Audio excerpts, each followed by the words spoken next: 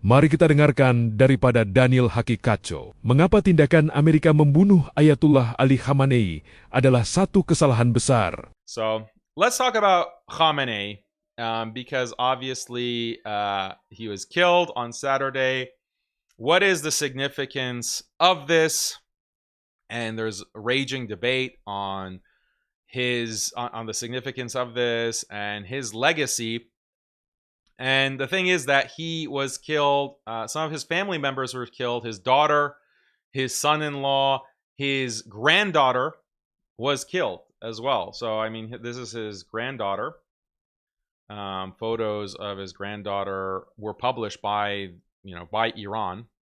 So it's basically a toddler executed by, the U.S. Zionist force. And I noted that's interesting that because a lot of the monarchists, the Pahlavists, the liberal diaspora, one of their main critiques against the mullah class, the clerical class, is that, they're all corrupt. They're just stealing Iran's wealth and they're sending their children to France and Germany and Britain to enjoy luxury, to live in the lap of luxury in Europe, while they themselves are just sucking up the wealth of the Iranian people who are stuck in a hellhole. Like, that's the narrative that the Pahlavists have always used to discredit the Iranian government. But, this is a complete repudiation of that. He was killed and his family was there with him. His wife was also killed. His daughter was killed. His granddaughter was killed. So this is a repudiation of that kind of smear against the Iranian government. Also significant is that in the initial bombing, the initial salvo from Israel, a girls' school was struck. Primary school, elementary school girls, over 80 killed. So this was just a senseless attack, the calling card of the Epstein regime to kill children. If they're not, molesting children, they're bombing them. So this should really symbolize what this war is about, and what the Israel-U.S. alliance is really about, and their aims, their plans for the Muslim world. So this is really also significant. So how about Khamenei? One of the other things that I want to note about Khamenei is... Pertama, Ali Khamenei sudah tua, sakit kanker, dan usianya tidak lama. Amerika pula membunuhnya pada bulan Ramadan dan memberikan darjat syahid kepada beliau. How stupid it was for the U.S. to strike and kill him. Just in general, like, what a stupid decision this is strategically for the U.S. Because realize that Khamenei was 86 years old. He had cancer. He was actually dying from cancer. And it was only expected for him to live about a year. Like, it was expected that he would pass away from the cancer within a year. So what the U.S. decides to do is to make him a martyr, to give him a martyr's death. And not just any kind of martyr's death, right? They give him a martyr's death by killing him in his home. So he's not even in a bunker. He's not even like hiding. He's in his home. He's with his family. They kill him, and they do it in Ramadan. They do it in Ramadan. And you won't understand the significance of this unless you understand Shi'ism. Shia Islam, like this sect of Islam, which, is a deviant sect. But the significance within Shi'ism and Islam in general of being martyred, okay, that is significant in Islam. Obviously, we know that.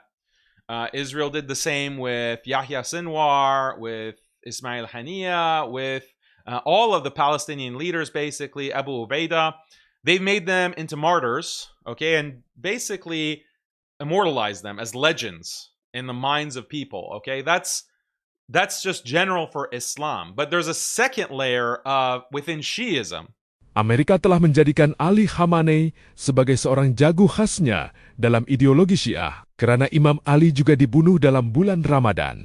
Because within Shiism, you have the overarching narrative of Hussein versus Yazid, the metaphysical dimension of Hussein versus Yazid. Hussein, the family of the Prophet, sallallahu alaihi wasallam, facing impossible odds and being martyred and being killed by a tyrant, an unjust force. Overwhelming unjust force that not only snuffs out Hussein, kills Hussein, but also his family. His family are also killed in Karbala. So that's this is mirroring what they did to Khamenei, is mirroring exactly that. And obviously with Hussein radiallahu anhu, that was in Muharram, the month of Muharram. But in Ramadan, what is the other significant figure who was martyred in Ramadan? And maybe Sunnis are not conscious of this or aware of this, but this is a very important date for Shiis. And that is the martyrdom of Ali. Ali, who died on the 21st of Ramadan, stabbed on the 19th and died in the 21st. So Ali radiallahu anhu, the fourth caliph and the first Shi'i imam, according to their theology, was martyred in Ramadan. So this is what the US has done and Israel has done, is that they have martyred Khamenei in Ramadan with his family in this kind of all-out war scenario.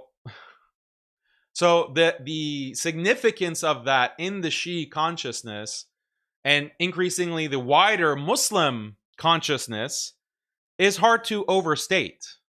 Is really hard to overstate. And that's why you have such a big rallying cry behind his death. Like, this has just rallied global Shi'ism behind Iran, and increasingly Sunnis as well. So this is a major blunder on the part of Israel and the US, because they have immortalized him in this way. They gave him like the best possible result, the best possible end.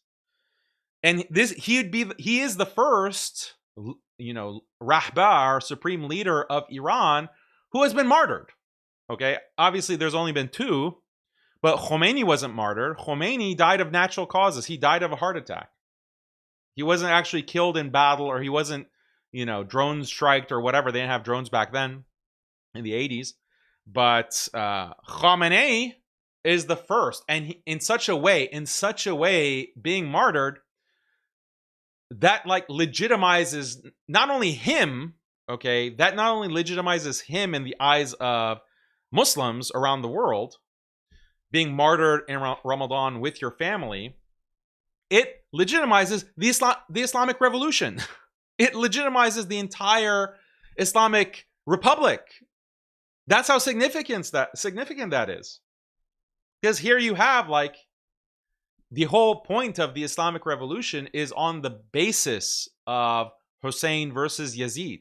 That's the whole ideological, metaphysical, religious, theological backbone of the Islamic Revolution from 1979. And when you take out the leader of that, the living leader of that in Khamenei, then you rubber stamp that in the minds, in the consciousness of all of these Shia and also increasingly Sunnis. And you can see it online. You can see the kind of outpouring for not only Khamenei, but also Iran. We're going to talk about that. We're going to talk about like this impact, because you have Sneeko, our dear brother Sneeko, who's like posting Shia edits. He's like posting Shia edits, and now Wahhabis and sectarians are freaking out. They're freaking out about this. I want to talk about it. I want to talk about it later in the show. But this is the kind of impact of basically assassinating Khamenei. Tindakan Amerika akan mengundang tindakan balas yang lebih dahsyat dan keras daripada Iran. Okay, and the result is going to be more hardline leadership. Okay, there's going to be more hardline leadership. There's going to be more incentive to militarize. Okay, the U.S. and Israel have basically proven the hardliners right. because the debate within the Iranian government and the elites of the Iranian establishment was always, what's the best strategy? Moderation and diplomacy or war? What is really going to help us as a people? And the hardliners were always saying that you can't negotiate with Iran and Israel. They're never going to accept any terms. They're never going to actually give us a deal that benefits us in any way. They're always going to backstab us. They're always going to betray the deal. And the U.S., because of Trump, has proven those hardliners right. First, by pulling out of the first nuclear agreement, okay, that when Trump's first term.